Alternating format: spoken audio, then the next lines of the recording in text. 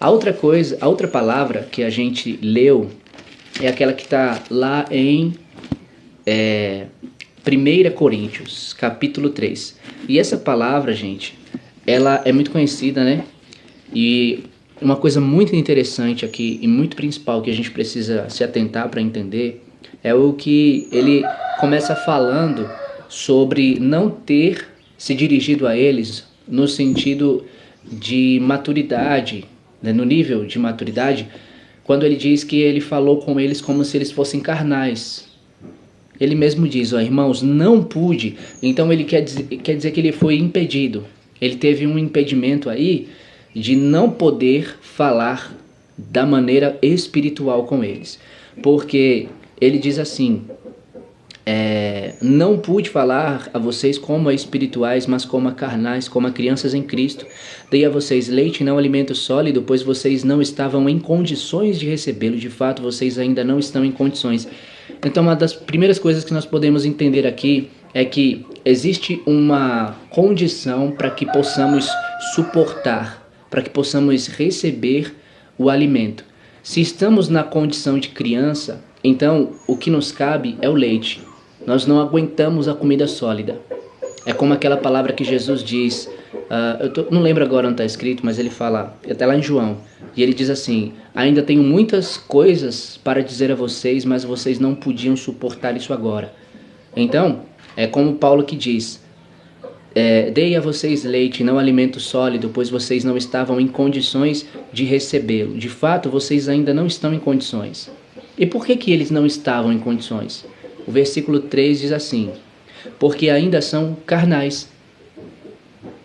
Eles ainda eram carnais, e por isso eles ainda não estavam em condições de receber o alimento sólido, que era a comida espiritual. Se Paulo falasse a eles sobre as coisas espirituais, eles não teriam condições para suportar, eles não teriam condições para receber.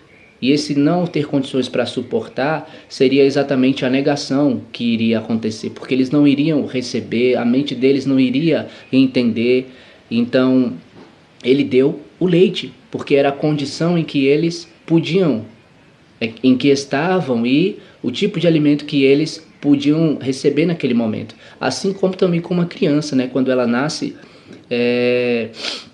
ela não tem condições para comer uma comida de adulto.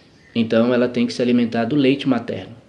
Até quando ela for amadurecendo e o seu organismo for ficando pronto para receber a comida mais pesada, né? Então aí ela passa a comer essa comida. Só que aí a resposta que ele diz aqui, o versículo 3, porque ainda são carnais. Porque visto que há inveja e divisão entre vocês, não estão sendo carnais e agindo como mundanos? Veja, havia inveja e divisão entre o povo. Isso são coisas mundanas, carnais. Então, se um cristão tem inveja e vive em divisão, ele não está agindo como um cristão, ele está agindo como um carnal. Ele tá na carne, quer dizer, e ele está agindo como um mundano.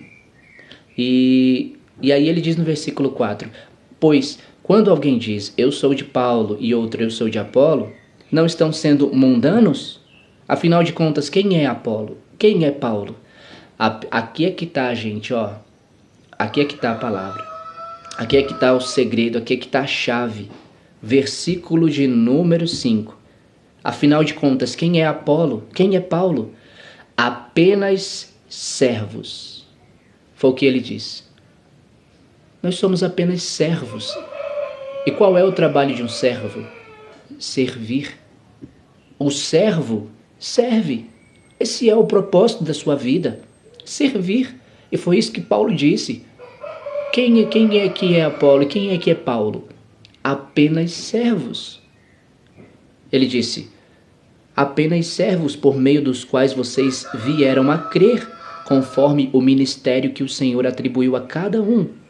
Eu plantei, Apolo regou, mas Deus é quem fez crescer. De modo que nem o que planta, nem o que rega são alguma coisa, mas unicamente Deus, que efetua o crescimento. O que planta e o que rega tem um só propósito, e cada um será recompensado de acordo com o seu próprio trabalho. pois nós somos cooperadores de Deus. Vocês são lavoura de Deus e edifício de Deus. Mas olha só, gente, vamos voltar aqui, versículo de número 5. Apenas servos. Apenas servos.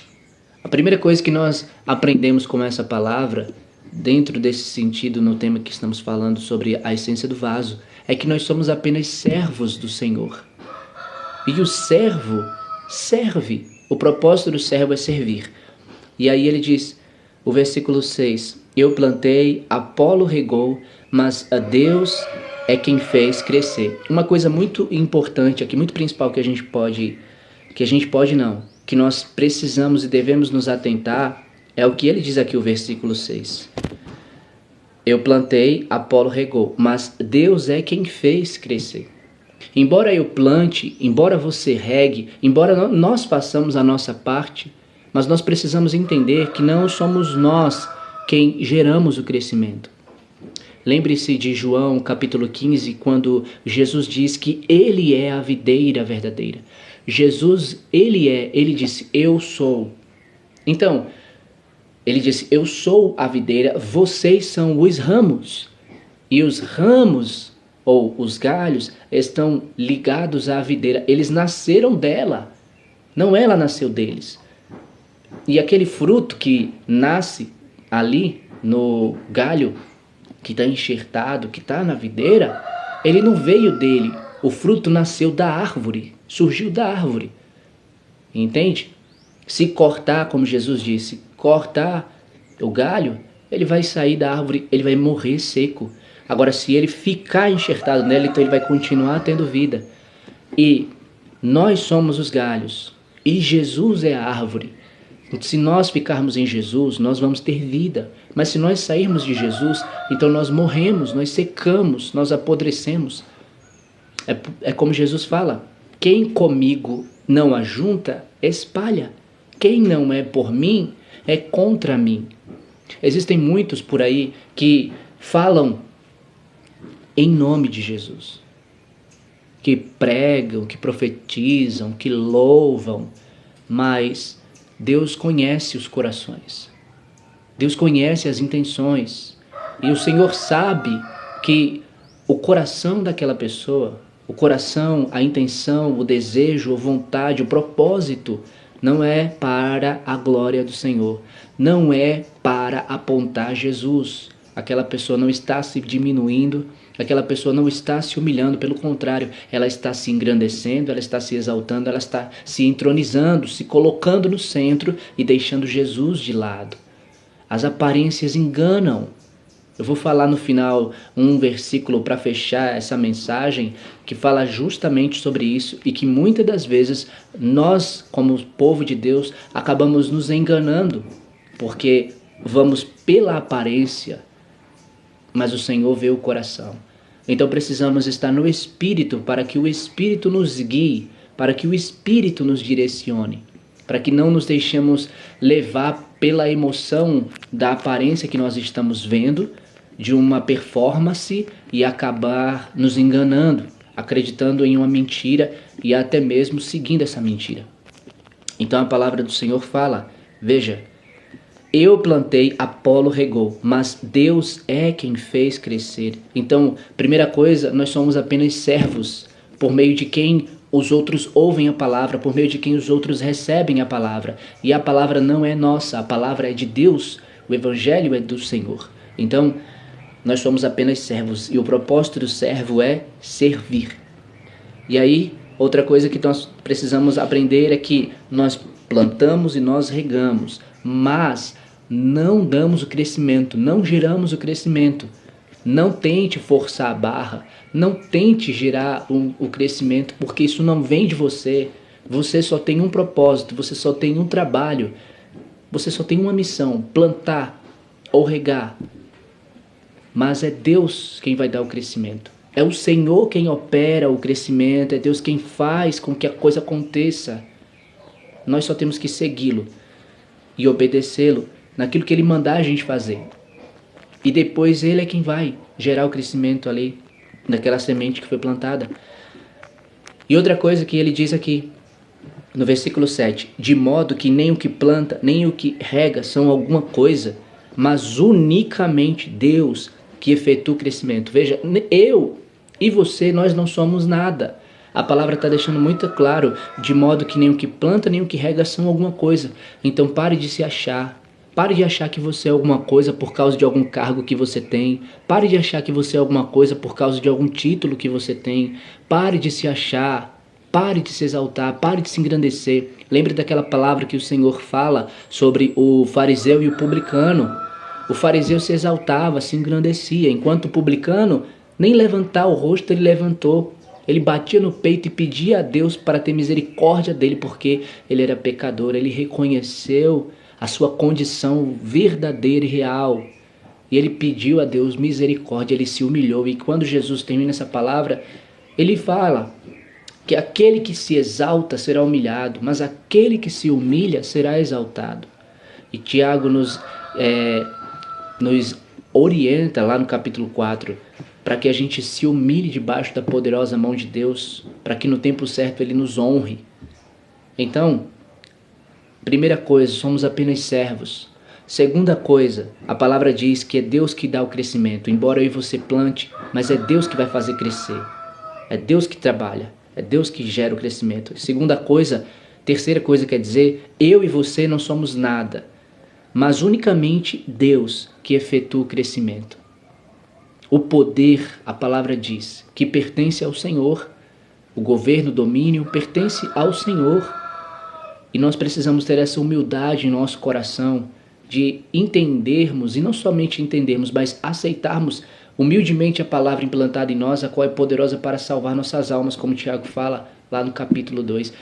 E nós precisamos entender que no capítulo 1, versículo 19, ou é 20, se eu não estou enganado, e nós precisamos aceitar essa palavra, aceitar que somos servos e viver como tais, entendendo que o nosso propósito é plantar, nosso propósito é regar, mas é Deus quem vai fazer. E a gente tem que plantar e regar com alegria, plantar e regar com gratidão, plantar e regar com fé, com confiança, dependência no Senhor, com regozijo, tendo a certeza de que aquela semente que foi plantada ou que está sendo regada, Deus vai fazer crescer.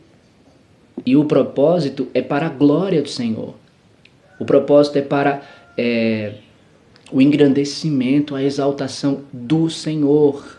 Precisamos ter essa sensibilidade, porque embora existam muitos por aí que estão mentindo, fingindo e enganando, sendo hipócritas e que estão atrapalhando a vida de muitas pessoas, nós precisamos pegar a palavra do Senhor e entender que é a palavra de Deus que é lâmpada para os nossos pés e luz para o nosso caminho. Os nossos olhos precisam se voltar para o Senhor. Infelizmente, nós estamos vivendo em um tempo em que as pessoas estão se voltando para os outros, para o próximo, o ser humano. Ao invés das pessoas se voltarem para Cristo e seguir e olhar para Jesus, as pessoas estão se voltando para os cantores gospel, para os pastores renomados, para a teologia, o intelectualismo e tantas outras coisas. E a palavra já nos advertia que no fim dos tempos surgiria muitas pessoas que iriam estar com más intenções, enganando. E nós precisamos nos voltar para a palavra do Senhor, que nos mostra qual é o verdadeiro caminho, qual é o verdadeiro sentido da vida, qual é a vontade do Senhor. E aí ele termina essa palavra dizendo assim: pois nós somos cooperadores de Deus, vocês são lavoura de Deus e edifício de Deus. Então, as pessoas, elas são um edifício que Deus está trabalhando, que Deus está moldando, fazendo a obra na mente e no coração dessas pessoas.